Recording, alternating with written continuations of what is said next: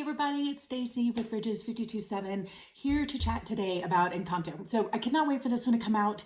The preview alone had me super excited, and I'll go into that in a minute. So I want to chat with you about some discussion points. Also, like if you have any concern about the magic in it, so let's chat about that for a second.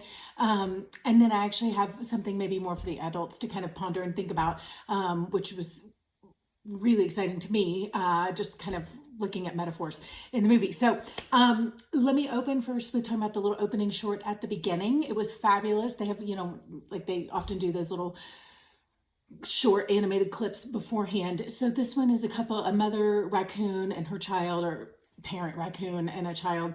And the parent has been hurt and is operating out of fear, trying to keep the kid safe. And the kid doesn't understand and is rebellious, and it shows like generationally how that kind of comes down. And then there's a shift at the end, and they start working on how to do that better, how to parent from a better perspective, and not so much out of fear, but out of communication, and how to build that bridge instead of like squashing the play and the adventure of the child. So I'm gonna try to not totally wrote it for you, but it was great. But just know that coming out of that, I think it's a really great opportunity to have some conversations with your children about how you parent, things that you do to try to keep them safe, places where maybe your fear is taking over and squashing them, and how can you guys do that different? How can you kind of work together instead of fighting against each other in that? So there's some great opportunity for discussion about that. So the opener alone was fantastic. And then we go to the movie. So I was excited just because the preview alone, what I saw when I saw the preview, and it really plays out in the movie, is that each of these characters kind of in the family has a gift. And when I saw that, for me, it was like a metaphor of the church, right? That the Lord talks about giving gifts to us when we become believers. And I actually met a guy who was telling me once, when he first became a believer, he just immediately was given the gift of discernment. And he goes, he was a kid. He didn't understand it. He didn't have language for it. So he goes, I didn't know. It was like I could just read people's thoughts. He would just see things. And people like, he's like, they would ask him, like, how did you know? He goes, I don't know. I became a Christian. Now I have a superpower. It's like, I read people's minds. That was his superpower. And I love that, because I'm like, oh, right. That was for his non-understanding of the Bible. That was the language that he had. It was his new superpower. And I love this, because when I saw the preview in the movie, I'm like, oh my gosh, they were all given superpowers in the family. And I immediately was thinking, this is like the church, how the Lord gives us different gifts and, superpowers, really, so that we can bless the kingdom and bless the world around us, so that we can expand the kingdom into the unbelieving world. And so I was really going into this movie actually kind of expectant, looking for that theme, and I was not disappointed. So I was thinking I would talk about this at the end, but here we go. So if we're going to look at it from that kind of metaphorical perspective, in the movie, you have this family that has this miracle that is given to them in the midst of tragedy. This blessing kind of surfaces out of it to protect and provide for their family, even though they had lost the father figure who's supposed to be the protector and provider of the family. And so this miracle happens, and then all the generations, they get these gifts. So you have someone who is given supernatural strength and who's good with animals, different people, someone who is Miss Perfect, someone else who has vision. And to me, he's like the crazy charismatic relative in the family that you're like, they are all touchy-feely and they have all the visions and whatever, and you're not sure what to do with that person. So they kind of put him in the closet. He kind of hides, and there's a whole song, Don't Talk About Bruno, because they don't know what to do with him. And yet they begin to actually value the contribution that he makes to the family. And I just so saw like the church, and this, like not a church, but God's like universal church, and how we kind of work together, and how we don't always know what to do with other people's approach to the Lord and theological kind of beliefs. And yet there's a core understanding here, and we're all family, and yet there's some dysfunction. And so the family begins to fall apart. There's like literally cracks in the foundation, because the house itself is like this magical place, and it's part of the magic, and it's like a living being, and it helps them, and it speaks to them, and it provides and protects and all these things, but there starts to be cracks in it. And I'm probably, this is just going to be some spoilers, because I don't really know how to do this otherwise. So sorry. But I really, I just saw, like I said, the church. And so Jesus came to set us free, right? The Bible says it's for freedom that we've been set free. And in this, you see like this religious spirit, so to speak, where there's so much pressure. Everyone's looking to us, the whole community looks at us, we have to be perfect. And so you have people doing things that they don't want to do, or cracking under the pressure, different ones for different ways. Miss Perfect is like, I have to be perfect and I have to do the right thing, even if I don't want to do it, just because the family depends on that. The strong person is like, actually, I feel weak and I want to cry, but I can't. I have to be strong. Everyone depends on me. So I'm holding all the weight of everything because that's my role, right? So everybody has this pressure of being what the family needs. And that was a huge lesson in the movie, is that you are more than just your gift. And I think that is so the message of Jesus, right? We are more than what we have to offer the world. And I think Jesus himself wants us to come to him, not just for miracles or healing or provision, but he wants us to come for relationship, that we're supposed to love him, not just for what he gives us or what he can do for us, but because of who he is. And that's certainly how he loves us. And that's the freedom that this movie is talking about, that we are not, it's not a religious thing. We don't need to perform. We aren't needed for anything, but Jesus loves us and he wants all of us in a relationship. He does not need our gifts. He'll use our gifts, and it's a great thing that we can contribute that to the world. But that is not our role in the family, is what we have to offer. It is just the relational thing that we are loved. And so that's really the healing that comes in this movie. And there had been a lot of pressure to be perfect and like hide the cracks. We don't want anyone to know because the community is looking at us. We have to keep up image. And so there had been a lot of pressure because image and performance became kind of the MO for the family. And the grandmother, and it was really coming from her.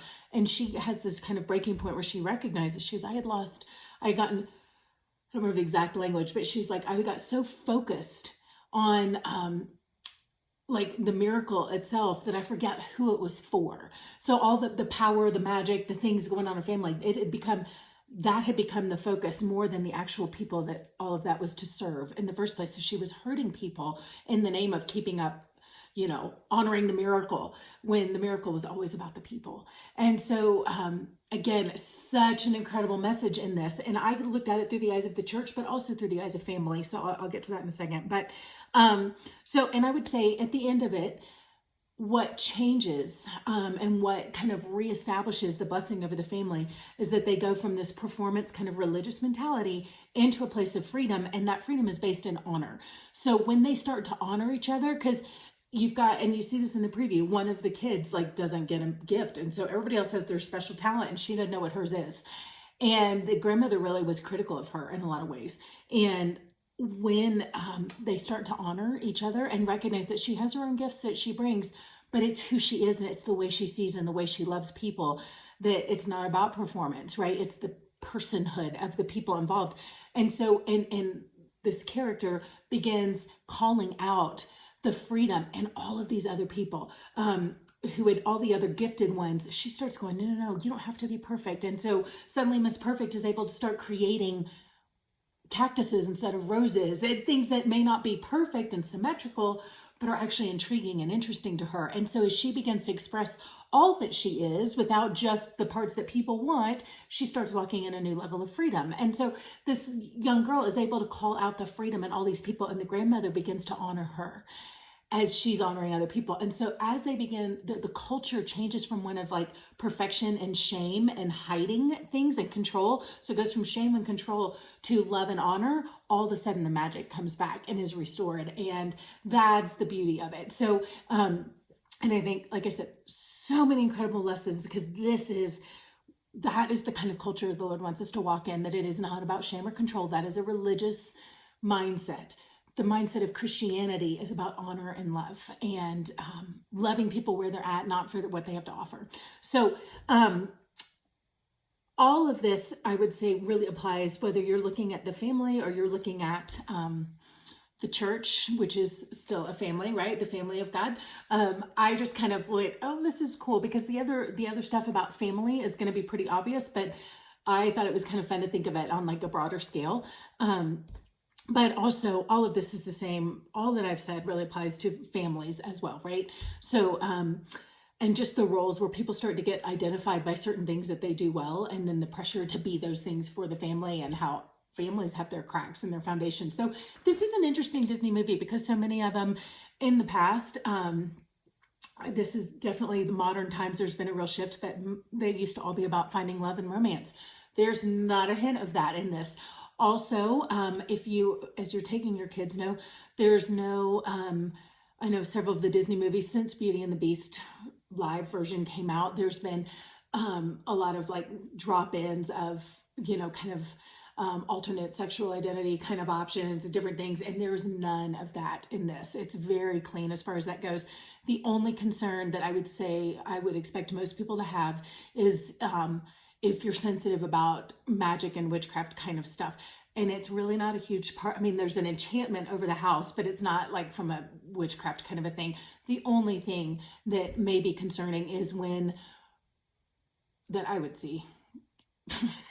Don't take my word on it, but if you're super conservative, but when Bruno goes to get a vision, and like I said, I just kind of looked at it as he's not a charismatic and he's not going to the Lord for a vision, but I kind of went, okay, so this is what some people would do, going to the Lord in a different way. But I didn't get super wrapped up in that. But if you're concerned about taking your kids to somewhere, he is looking for a vision and he's not looking to the Lord for it because this isn't a Christian movie. So that might be the one thing if you're sensitive to that scene is in there. But I'm trying to think if there's anything else I really wanted to,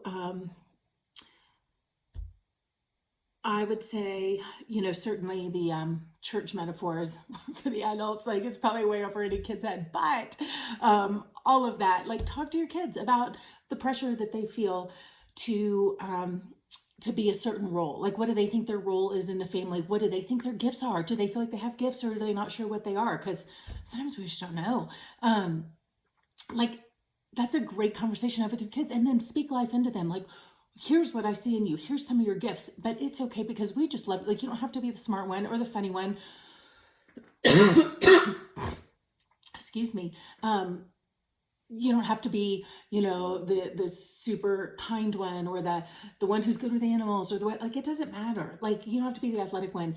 You can just be you. And if you want to be those things, great. If you don't, that's great too. Like, we're going to love you no matter what. Those things are not your identity. They're parts of your personality, but they're not your identity. And so to really have some talk about identity, but also to be able to speak life into them, because I forget the name of the main character, but she was feeling so hurt because everyone else had something that they were known for and she didn't know what was her thing. And so that was like a blow to her identity. So to be able to speak into her, like into your kids, like, I see this in you. And so many kids are just dying to know, like, what's in me? What do you see in me? What are the good things? So speak those things into your kids and have those conversations. And this maybe is just a great opportunity to do that. And then to also ask them, like, where's the pressure that you're feeling? Where do you feel like I'm shaming you or not pleased with you? Do you feel like I honor you or do you feel like I'm critical? So kind of looking for where are those cracks coming through, and do you see cracks in our foundation, or is our family really solid? And what was really beautiful is when the family got honest and everything fell apart, all that they couldn't hide anymore, things had literally blown up, and you feel like, oh gosh, our whole purpose and our role in the town is gone, all of our image is gone, everything, and you just feel like obviously no one's going to like us now, or we're all alone, or whatever it may be. But then the whole family, that's when the community came and loved them and supported them and helped them. And that's when they realized that they themselves as a family were more than just the role they had played in the town, that everyone loved them for who they were, not just we are the benefactors of society, and so the town relies on us. There was such love that came in their brokenness, which in that way was very much like Inside Out. When she was able to admit her brokenness and her hurt, that's when the support and the love was able to come in. You don't get love and support when you don't need it, because people don't know to give it to you. So if you're always pretending that you're fine, no one knows to come in and be supportive. So that brokenness actually was the thing that allowed them to know how much the community loved them. So really sweet, sweet, sweet movie.